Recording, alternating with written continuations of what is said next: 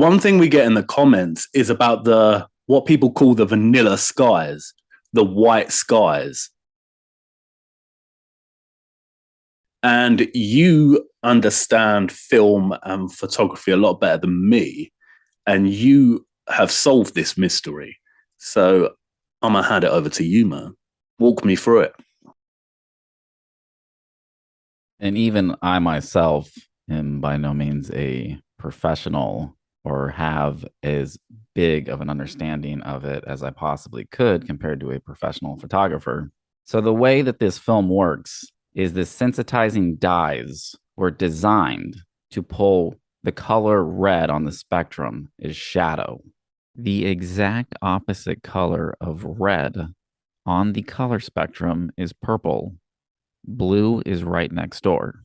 Photography is painting with light. Human skin color, doesn't matter what race you are, shows up as red on the color spectrum. So this early film was designed to pull reds as shadows.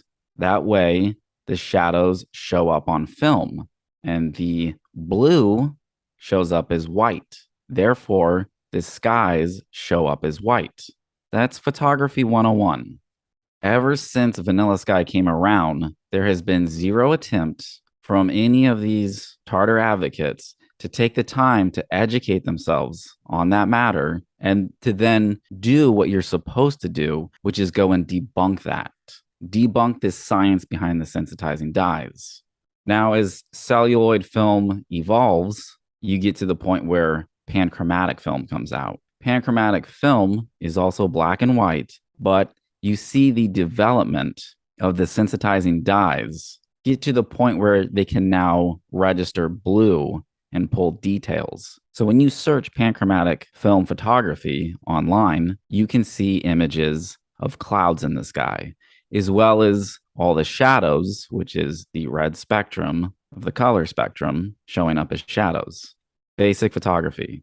So I hadn't actually looked into this orthochromatic photography before me and you started talking. So you put me onto this. And just to back up what you're saying, it says here that photography has indeed advanced since the good old times. And what the good old times means here is that when photographs were sensitive primarily to the blue region of the spectrum, and you go down, and it's exactly like you're saying, until the 1870s, the good old days, it was generally accepted that blues would appear lighter than greens and reds. And orthochromatic photography refers to a photographic emulsion that is sensitive to only blue and green light and thus can be processed with a red safe light. And as this type of film was not sensitive to red light, it increased the blue sensitivity that causes blue objects to appear lighter or whiter. And that goes back to what you're saying, because blue and red are opposite ends of the spectrum. So I think for me, that's enough of an explanation. That makes sense. The sky's blue and it's oversensitive to the blue spectrum, so it's coming out lighter. So the skies are white. But that won't be enough for most people. So we should be able to test it. I've got up 4 photographs in GIMP. Now in GIMP, you can desaturate and do a mono mixer. So you turn the image to black and white. And these are my photographs. Now we're going to turn our blue and green up and our red down. That looks like a 19th century photograph. And as you can see, the sky has gone white.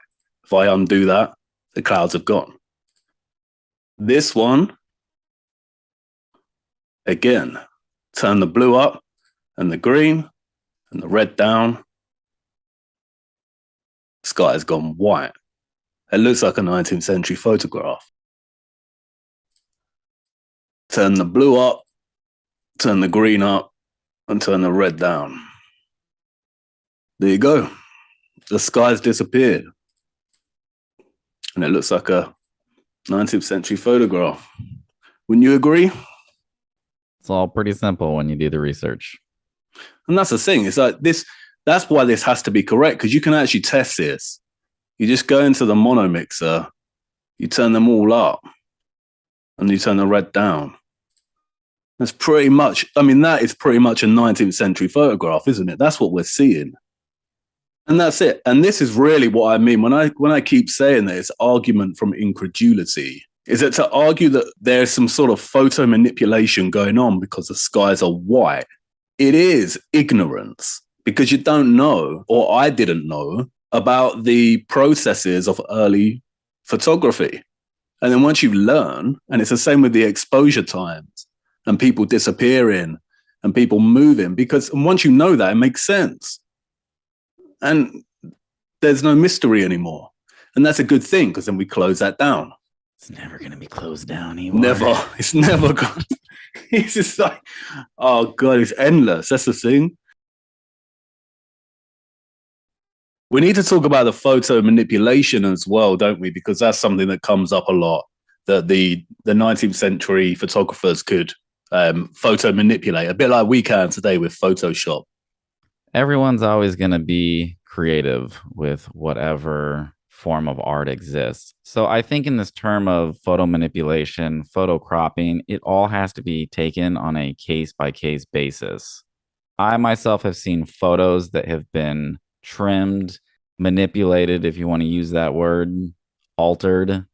But a good example of looking at that would be the music industry.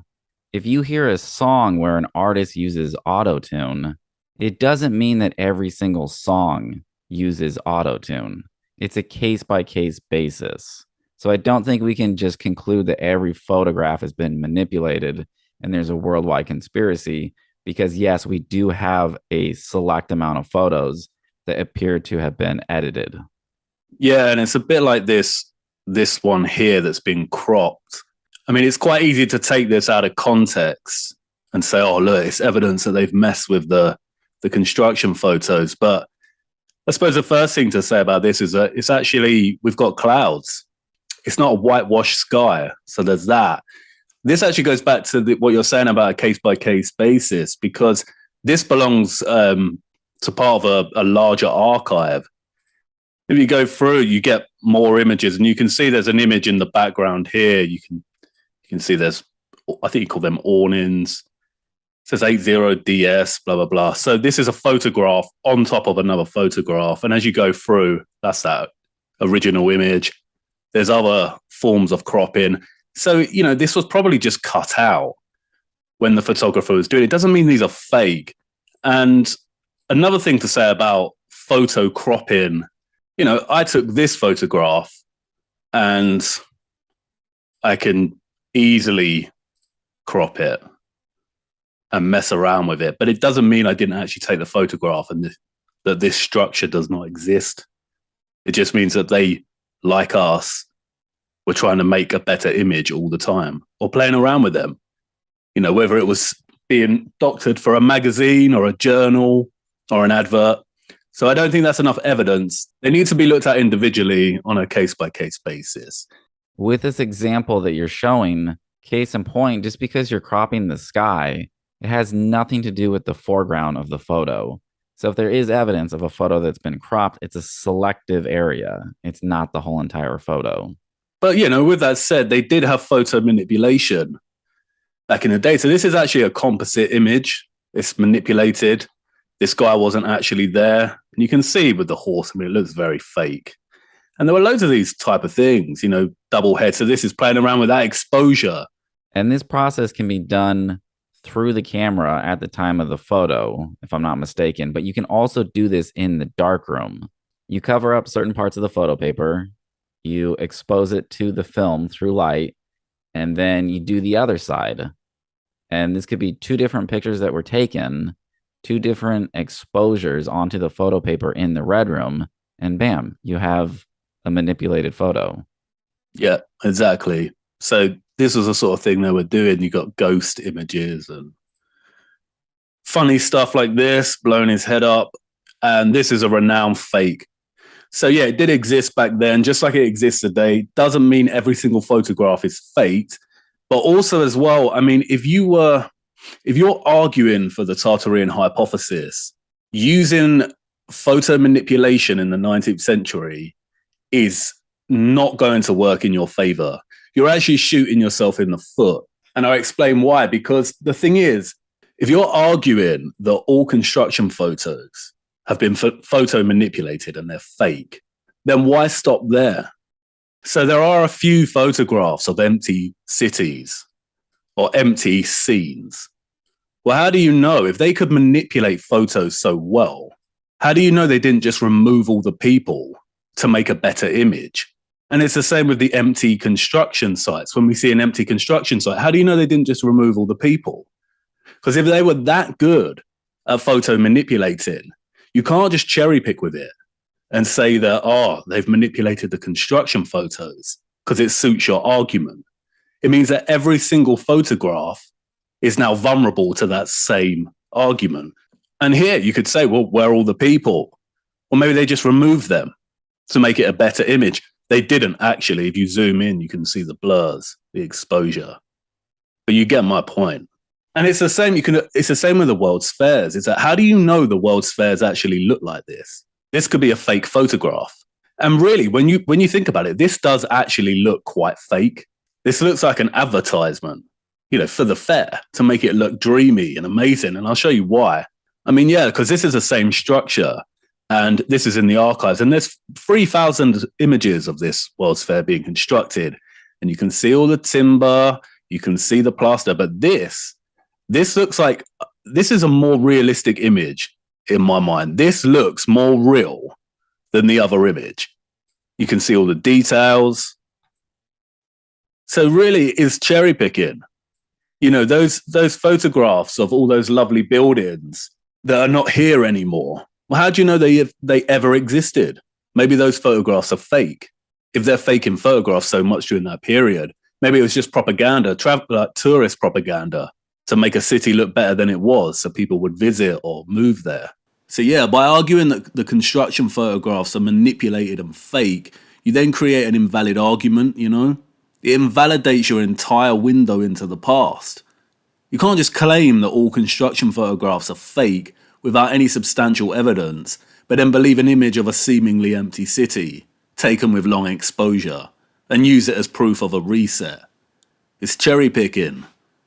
It was actually pretty comical. I was watching Campbell of Autodidactic, and he was getting kind of frustrated because he was trying to understand that how a long exposure time has anything to do with the sky in a photo turning white and the building in the foreground turning black. And I totally get his frustrations because that's like me going up to a toaster and putting bread in it, walking away, coming back 5 minutes later and be like, hey, why don't I have any toast? You have to understand how the toaster works, and you got to push down to get the toast.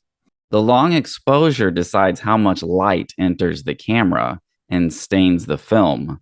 The sensitizing dyes I was speaking of earlier, that decides what turns to light and what turns to shadow.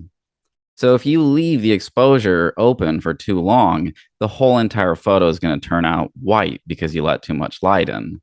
So my humble opinion is, before you go on the record, maybe just take like 20, 25 minutes to research a topic, because otherwise you kind of come out here looking like Joe Biden, all confused, like, I don't know which way to walk. Educate yourself.